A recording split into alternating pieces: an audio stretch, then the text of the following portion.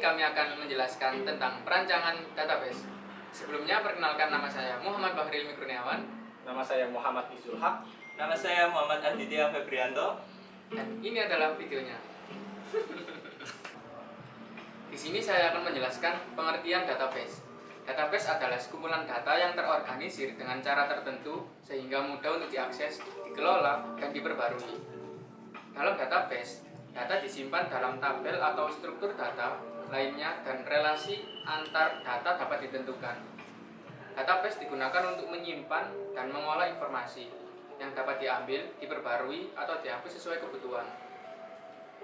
Beberapa konsep dasar dalam database meliputi 1. Tabel. Tabel merupakan struktur utama dalam database yang menyimpan data dalam baris dan kolom. Setiap baris mewakili satu catatan atau entitas, sedangkan setiap kolom mewakili atribut atau field. Field atau atribut adalah bagian terkecil dari tabel yang menyimpan informasi spesifik tentang suatu entitas, misalnya dalam tabel pelanggan. Field mungkin mencakup nama, alamat, dan nomor telepon. Yang ketiga, record baris. Record baris adalah kumpulan nilai yang mewakili entitas tunggal dalam tabel. Sebagai contoh, satu record dalam tabel pelanggan mungkin berisi informasi lengkap tentang seorang pelanggan tertentu. Yang keempat, relasi. Relasi adalah hubungan antara tabel dalam database. Relasi ini memungkinkan untuk menghubungkan informasi dari satu tabel dengan informasi dari tabel lainnya. Kemudian ada primary key. Primary key adalah sebuah kolom atau kelompok kolom yang unik mengidentifikasi setiap record dalam tabel. Primary key penting untuk memastikan setiap record dapat diidentifikasi secara unik. Kemudian ada SQL atau Structured Query Language, bahasa yang digunakan untuk berinteraksi dengan database. Dengan SQL, pengguna dapat melakukan operasi seperti pengambilan data, pembaruan, dan penghapusan. Database digunakan dalam berbagai aplikasi, mulai dari sistem manajemen basis data atau DBMS, sehingga sistem basis data yang lebih kompleks untuk organisasi besar. Mereka membantu dalam menyimpan, mengolah, dan mengambil informasi dengan efisien, serta menyediakan keamanan dan konsisten data. Contoh-contoh database. Ada banyak jenis dan contoh database yang digunakan dalam berbagai konteks. Beberapa contoh umum termasuk MySQL. MySQL adalah sistem manajemen basis data relasional atau RDBMS yang sering digunakan untuk aplikasi web dan mendukung berbagai bahasa pemrograman.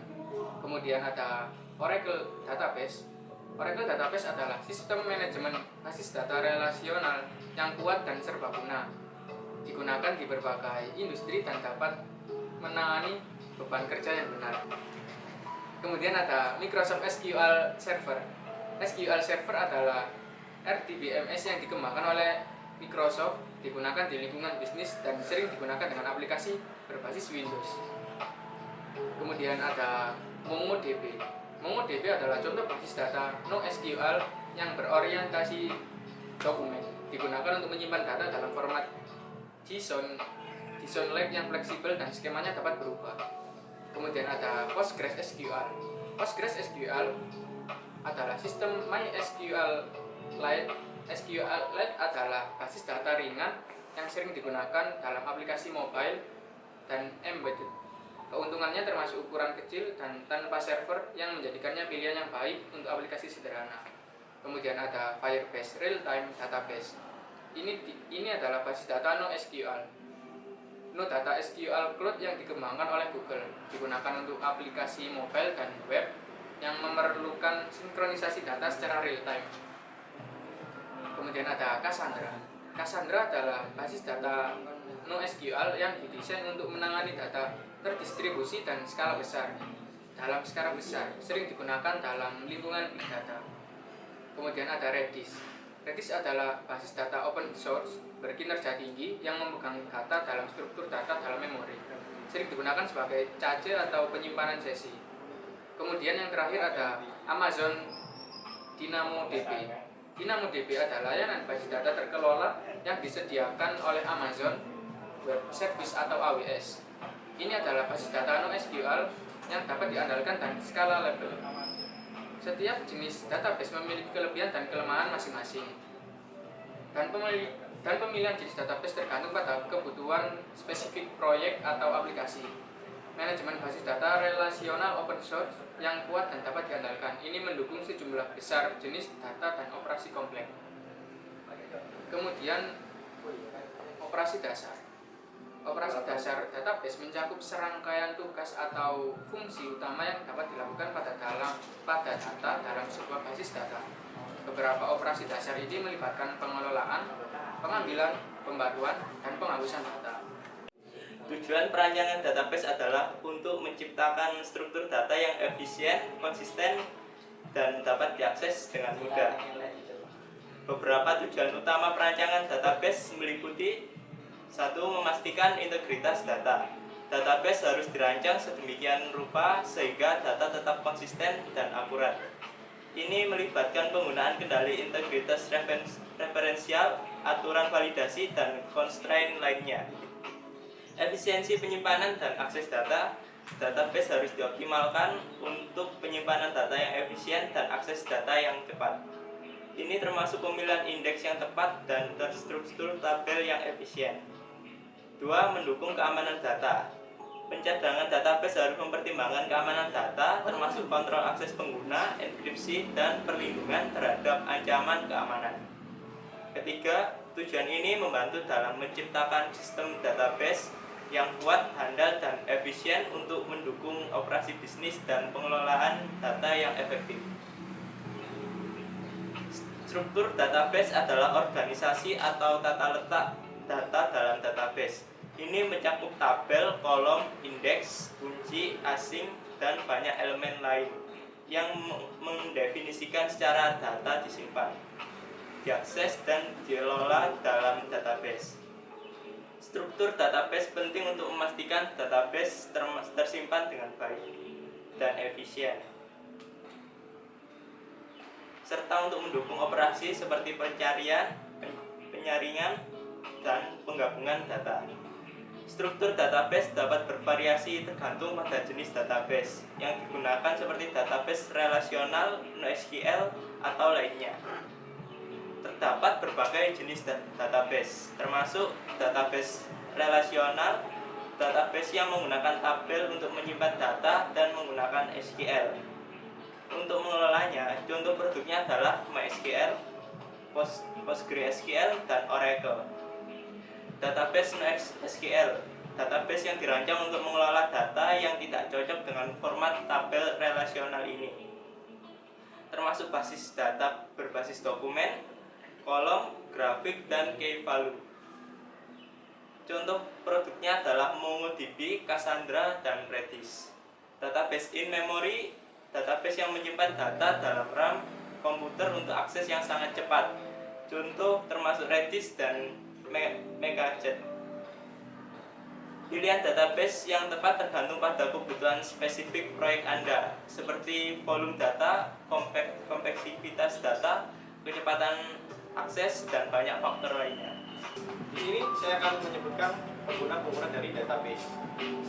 Database administrator atau DBA. Tugasnya adalah menginstal dan mengupdate database, membackup dan merestore database, menghubungi database, technical support bila terdapat gangguan atau masalah, melakukan perencanaan untuk backup dan recovery untuk database, memastikan pemenuhan perjanjian database license, mendaftar pengguna dan memelihara keamanan database, memodifikasi struktur database, membuat objek utama database seperti tabel, view, index, membuat penyimpanan terstruktur atau table space, sistem penyimpanan. Yang kedua, security officer. Tugasnya adalah mendaftar pengguna database, mengontrol hak akses pengguna, dan memelihara sistem database. Jadi security officer itu tugasnya untuk menjaga database. Yang ketiga, application developer, mendesain aplikasi database, estimasi kebutuhan penyimpanan data untuk aplikasi. memodifikasi struktur database untuk aplikasi, menyampaikan informasi seperti di atas pada DBA, memperbaiki aplikasi selama masa pengembangan, menyusun dan memastikan keamanan dalam masa pengembangan. 4. Application Administrator, melakukan pengoperasian pada aplikasi tertentu. 5. Database User, pengguna yang berinteraksi dengan database melalui aplikasi atau alat bantu lain. Yang keenam, yang terakhir, Network Admin, menghubungkan database dengan pengguna. Di sini saya akan menjelaskan mengenai contoh perancangan database. Jadi database itu ada dua contoh perancangannya, berbasis objek dan berbasis record. Yang berbasis objek ini ada ERD, Entity Relationship Diagram, sama semantik. Berbasis record ada relasi, jaringan, hierarki. Oke, di sini berbasis objek kita akan membahas mengenai ERD, Entity Relationship Diagram, adalah suatu model untuk menjelaskan hubungan antar data dalam basis data berdasarkan objek-objek dasar data yang mempunyai hubungan antar relasi. Di sini ada contohnya, ya, ada mahasiswa, ada mata kuliah yang ditandai dengan simbol persegi panjang. Ya, persegi panjang di sini artinya adalah entitas. Ya, jadi mahasiswa dan mata kuliahnya adalah entitas. Nah, lingkaran ini, ya, itu artinya adalah atribut. Jadi NIM, nama, prodi itu adalah atribut yang dimiliki oleh mahasiswa gitu. Seperti juga kode mata kuliah dan nama mata kuliah yang dihubungkan dengan belah ketupat. Nah, belah ketupat ini adalah relasi, dan relasi ini biasanya diisi dengan kata kerja, ya, yaitu mengambil. Jadi mahasiswa mengambil mata kuliah, seperti itu. Oke, lanjut. Di sini ada semantik. Semantik adalah gambaran pengetahuan grafis yang menunjukkan hubungan antar berbagai objek, terdiri dari lingkaran-lingkaran yang dihubungkan dengan anak panah yang menunjukkan objek dan informasi tentang objek-objek tersebut. Jadi semantik itu ya isinya adalah informasi mengenai objek-objek yang ada di sini. Semisal nih Tono, ini ada garis kepotong ya. Ini kepotong juga. Ini Tono adalah seorang mahasiswa. Ada hubung lagi. Alamat Banyumas, ya. Lalu seorang mahasiswa, Tono seorang mahasiswa memiliki transkrip nilai. Nilainya A dan nama mata kuliahnya Etipro. Contohnya seperti itu. Next kita bahas yang berbasis record ya. Ada relasi. Relasi adalah gambaran struktur basis data yang dibuat dengan bentuk tabel. Di sini kita lihat ada barang, jenis barang ya. Ada kode jenis, bintang, ada nama jenis. Bintang ini artinya adalah primary key ya. Satu bintang adalah primary key. Lalu ada barang, ada kode barang, bintang, ada nama barang, ada kode jenis, 2 bintang, harga. Nah, kalau bintangnya 2 ini artinya adalah foreign key ya. Seperti itu. Sini juga terhubung lagi penjualan detail, ada ID jual, ada nomor transaksi, ada kode barang, jumlah. Terhubung lagi, ada pelanggan ke penjual, ada kode pelanggan, ada nama pelanggan, ada alamatnya, berisi data-data dari pelanggan tersebut. Lalu penjualan, ada transaksi, ada nomor transaksinya, ada kode pelanggan, dan ada tanggalnya. Seperti itu ya. Oke, sekian, terima kasih penjelasan dari saya. Mohon maaf jika ada kekurangan dan mungkin kurang jelas. Kita lanjut ke penutup videonya. Sekian penjelasan tentang perancangan database dari kami. Wassalamualaikum warahmatullahi wabarakatuh.